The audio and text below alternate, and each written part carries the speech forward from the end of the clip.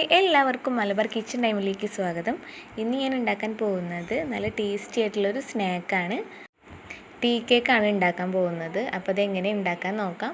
വീഡിയോയിലേക്ക് പോകുന്നതിന് മുന്നേ ചാനൽ ആദ്യമായിട്ട് കാണുന്നവരുണ്ടെങ്കിൽ ചാനലൊന്ന് സബ്സ്ക്രൈബ് ചെയ്ത് സപ്പോർട്ട് ചെയ്യുക. ഒപ്പം തന്നെ ലൈക്കും ചെയ്യുക. നമുക്കിനി നേരെ വീഡിയോയിലേക്ക് പോവാം. അപ്പോൾ ഞാൻ ആദ്യം 1 കപ്പ് റവ എടുത്തിട്ടുണ്ട്. അത് വറുത്തതോ വറക്കാത്തതോ ആയാലും കുഴപ്പമില്ല. 250 ml കപ്പിൽ 1 കപ്പ് റവയാണ് എടുത്തിട്ടുള്ളത്. പിന്നെ 1/2 കപ്പ് പഞ്ചസാരയാണ് എടുത്തിട്ടുള്ളത്. മധുരത്തിനനുസരിച്ച് കൂട്ടി കുറയ്ക്കുകയൊക്കെ ചെയ്യാം. പിന്നെ പാലാണ് ഞാൻ ഒഴിച്ചു കൊടുത്തിട്ടുള്ളത്. ചെറു ചൂടോടെയാണ് ഒഴിക്കേണ്ടത്. അത് 1 കപ്പ് പാലെടുത്തിട്ടുണ്ട്. അത് കുറേശ്ശെ നോക്കിയിട്ട് ഒഴിച്ചു കൊടുക്കുക. എന്നിട്ട് അതൊന്ന് 10 മിനിറ്റ് നേരം റെസ്റ്റ് ചെയ്യാൻ വയ്ക്കുക. അപ്പോഴേക്കും നല്ലോണം ഒന്ന് റവ കുതിർന്ന് കിട്ടും. അതുപോലെ തന്നെ നല്ല സോഫ്റ്റ് ആയിട്ടും കിട്ടും. അപ്പോൾ ഇതൊന്ന് നല്ലപോലെ ഒന്ന് മിക്സ് ആക്കിയതിന് ശേഷം ഒന്ന് അടച്ചു വെച്ച് കൊടുക്കാം. എന്നിട്ട് 10 മിനിറ്റ് നേരം കഴിഞ്ഞിട്ടൊന്ന് തുറന്ന് നോക്കാം.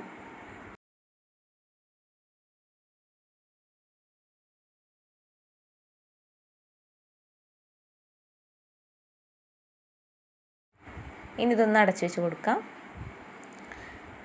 അപ്പോൾ 10 മിനിറ്റ് കഴിഞ്ഞിട്ടുണ്ട്. ഞാനൊന്ന് ഇളക്കി കൊടുക്കുകയാണ്. നല്ലപോലെ റവയ്ക്കൊന്ന് കുതിർന്ന് വന്നിട്ടുണ്ട്. ഇനി ഇതൊന്ന് മിക്സിയുടെ ജാറിലേക്ക് ഇട്ടിട്ട് നല്ലപോലെ ഒന്ന് അരച്ചെടുക്കണം. അപ്പോൾ മിക്സിയുടെ ജാറിലേക്ക് ഒന്ന് ഇട്ട് കൊടുക്കാം.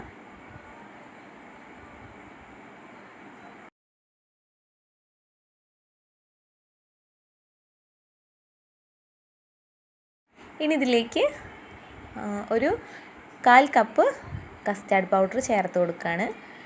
അതേ കപ്പിൽ തന്നെ പാൽപ്പൊടിയും നെയ്യും കൂടെ ചേർത്തിട്ട് നല്ലപോലെ ഒന്ന് അരച്ചെടുക്കണം. നെയ്യില്ലെങ്കിൽ സൺഫ്ലവർ ഓയിൽ ഒഴിച്ചിട്ട് അടിച്ചെടുത്താലും മതി. നെയ്യ് ഉണ്ടാകുമ്പോൾ ഒന്നും കൂടി ടേസ്റ്റ് ഉണ്ടാവും.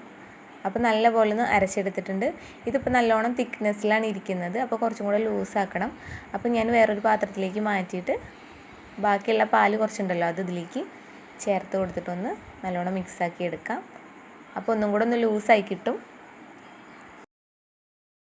ഇനി ഇതിലേക്ക് ഞാൻ റവ കുതിർത്തിയ ബാക്കി പാലുണ്ടല്ലോ അത് ഇതിലേക്ക് ചേർത്തിട്ട് നല്ലോണം മിക്സാക്കി എടുക്കണം. അപ്പോൾ 1 കപ്പ് പാല് നമ്മൾ ചേർത്തിട്ടുണ്ട്. ഇനി ഇത് നല്ലോണം ഒന്ന് മിക്സാക്കി എടുക്കാം.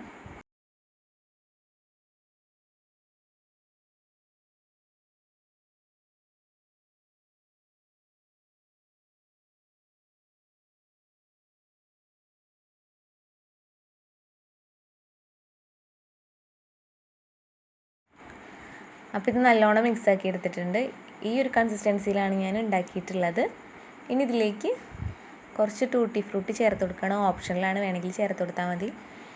ഇതിലേക്ക് കുറച്ച് 1 ടീസ്പൂൺ മൈദ ഒന്ന് ഇട്ട് കൊടുക്കുകയാണ്. എന്നിട്ട് നന്നായിട്ടൊന്ന് ഇളക്കി കൊടുത്തതിന് ശേഷം നമ്മുടെ ബാറ്ററിലേക്ക് ചേർത്ത് കൊടുക്കാം. അപ്പോൾ ഇത് വേണമെങ്കിൽ ചേർത്ത് കൊടുത്താൽ മതി. ഇനി ഇതിലേക്ക് 1 ടീസ്പൂൺ വാനില എസൻസ് ചേർത്ത് കൊടുക്കുകയാണ്. പിന്നെ നമ്മൾ നേരത്തെ മിക്സാക്കി വെച്ച ടൂട്ടി ഫ്രൂട്ടി ചേർത്ത് കൊടുക്കാം. പിന്നെ ഇതിലേക്ക് ചേർത്ത് കൊടുക്കുന്നത് ബേക്കിംഗ് പൗഡറാണ്. അതൊരു 1 ടീസ്പൂൺ ബേക്കിംഗ് പൗഡർ ചേർത്ത് കൊടുക്കാം. പിന്നെ ഒരു 1/4 ടീസ്പൂൺ ബേക്കിംഗ് സോഡ ചേർത്ത് കൊടുക്കുന്നുണ്ട്. പിന്നെ ഒരു നുള്ള് ഉപ്പ് ചേർത്ത് കൊടുക്കുകയാണ്. പിന്നെ ഒരു നാരങ്ങയുടെ പകുതി അതൊന്നിലേക്ക് പിഴിഞ്ഞൊഴിക്കാം. ഇനി നന്നായിട്ടൊന്ന് ഇളക്കി കൊടുക്കണം. നല്ലോണം മിക്സാക്കി എടുക്കണം. ബേക്കിംഗ് പൗഡറും ബേക്കിംഗ് സോഡയൊക്കെ ഒന്ന് നല്ലോണം അലിഞ്ഞ് കിട്ടാനുണ്ട്. അപ്പോൾ നന്നായിട്ടൊന്ന് മിക്സ് ചെയ്തെടുക്കുക. സ്പൂൺ വെച്ചിട്ടോ അല്ലെങ്കിൽ വിസ്ക് വെച്ചിട്ടോ നന്നായിട്ടൊന്ന് മിക്സ് ചെയ്തെടുത്താൽ മതി.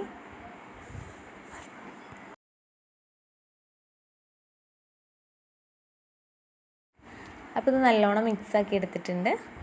ഇനി ഞാനിത് കേക്ക് ടിന്നിലാണ് ഉണ്ടാക്കുന്നത്. അപ്പോൾ അതിൽ ഞാൻ കുറച്ച് എണ്ണ ഒന്ന് തേച്ചിട്ട് മൈദപ്പൊടി ഒന്ന് തട്ടിയെടുത്തിട്ടുണ്ട്. ഇതിലേക്കാണ് ഞാൻ ബാറ്റർ ഒഴിക്കുന്നത്.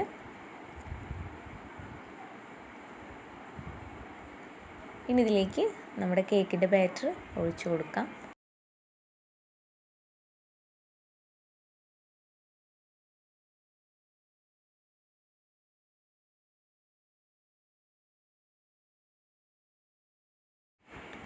അപ്പോൾ ഇത് മുഴുവനായിട്ടും ചേർത്ത് കൊടുത്തിട്ടുണ്ട്. ഇനി ഇതിൻ്റെ എയർ ബബിൾസൊക്കെ ഒന്ന് കളയാൻ വേണ്ടിയിട്ട് ഒന്ന് തട്ടിക്കൊടുക്കാം. ഇനി ഇതിലേക്ക് ഒന്നും കൂടെ ഡെക്കറേറ്റ് ചെയ്യാൻ വേണ്ടിയിട്ട് ഞാൻ കുറച്ച് ടൂട്ടി ഫ്രൂട്ടി കൂടെ മേലെ കൂടെ ഒന്ന് ഇട്ട് കൊടുക്കുന്നുണ്ട്.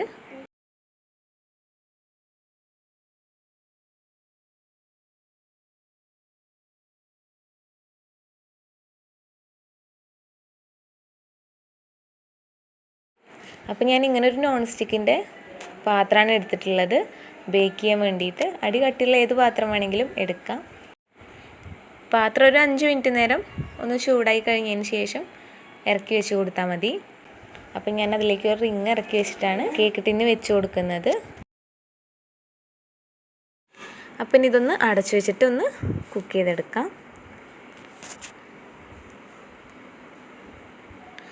അപ്പോൾ ഇതിവിടെ ഒരു 3/4 മണിക്കൂറായപ്പോഴേക്കിന് നല്ലോണം കുക്കായി വന്നിട്ടുണ്ട്. ഞാനൊരു പപ്പടക്കോൽ കൊണ്ട് കുത്തി നോക്കുകയാണ്.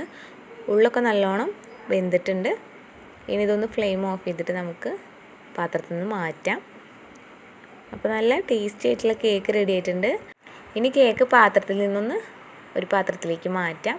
നല്ലോണം തണുത്തതിന് ശേഷം മാത്രം എടുക്കുക. അപ്പോൾ ഞാനൊരു കത്തി വെച്ചിട്ട് 4 സൈഡൊന്ന് ഇതുപോലെ ഒന്ന് വിടിയിച്ചെടുക്കുകയാണ്. എന്നിട്ട് നമുക്ക് പാത്രത്തിലേക്ക് മാറ്റി കൊടുക്കാം.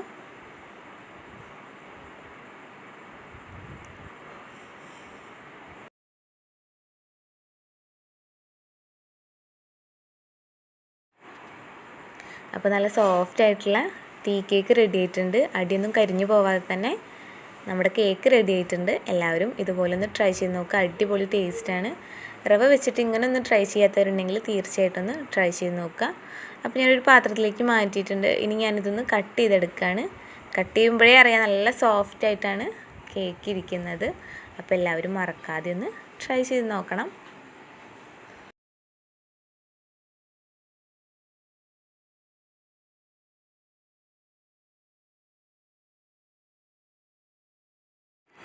അപ്പോൾ നല്ല ടേസ്റ്റി ആയിട്ടുള്ള ടീ കേക്ക് റെഡി ആയിട്ടുണ്ട്. എല്ലാവരും മറക്കാതെ ഒന്ന് ട്രൈ ചെയ്ത് നോക്കുക. വീഡിയോ ഇഷ്ടമാണെങ്കിൽ ഫാമിലിക്കും ഫ്രണ്ട്സിനൊക്കെ ഒന്ന് വീഡിയോ ഷെയർ ചെയ്ത് കൊടുക്കുകയും വേണം. സബ്സ്ക്രൈബ് ചെയ്യുക, ലൈക്കൊക്കെ ചെയ്യുക, കമൻറ്റൊക്കെ ചെയ്യുക. ഇതിപ്പോൾ നമുക്ക് ഓവനോ മുട്ടയോ മൈദയൊന്നും ചേർക്കാത്തൊരു കേക്കാണ് നമ്മൾ ഉണ്ടാക്കിയിട്ടുള്ളത്. അപ്പോൾ ഇങ്ങനെ ഒന്ന് വീട്ടിൽ എല്ലാവരും മറക്കാതെ ഒന്ന് ട്രൈ ചെയ്ത് നോക്കുക. മുട്ടയൊക്കെ ഇഷ്ടമല്ലാത്തവരുണ്ടാവും. അപ്പോൾ ഇതുപോലെ ഒന്ന് ട്രൈ ചെയ്ത് നോക്കണം. നല്ല സോഫ്റ്റ് ആയിട്ടാണ് നമ്മുടെ കേക്ക് ഇരിക്കുന്നത്. അപ്പോൾ സബ്സ്ക്രൈബ് ചെയ്യുമ്പോൾ ബെല്ലൈക്കണും കൂടെ പ്രസ് ചെയ്യുക. എന്നാലേ ഉള്ളൂ വീഡിയോ ഇടുമ്പോൾ നോട്ടിഫിക്കേഷൻ നിങ്ങൾക്ക് വരുള്ളൂ. അപ്പോൾ വീട്ടിൽ മറക്കാതെ ഒന്ന് ട്രൈ ചെയ്ത് നോക്കുക. അപ്പോൾ നല്ല സോഫ്റ്റ് ആയിട്ടാണ് ഇരിക്കുന്നത്. ഇത് കണ്ടില്ലേ, ഇങ്ങനെ ആക്കുമ്പോഴേ നല്ല സോഫ്റ്റാണ്. അപ്പോൾ എല്ലാവരും വീട്ടിൽ മറക്കാതെ ഒന്ന് ട്രൈ ചെയ്ത് നോക്കണം.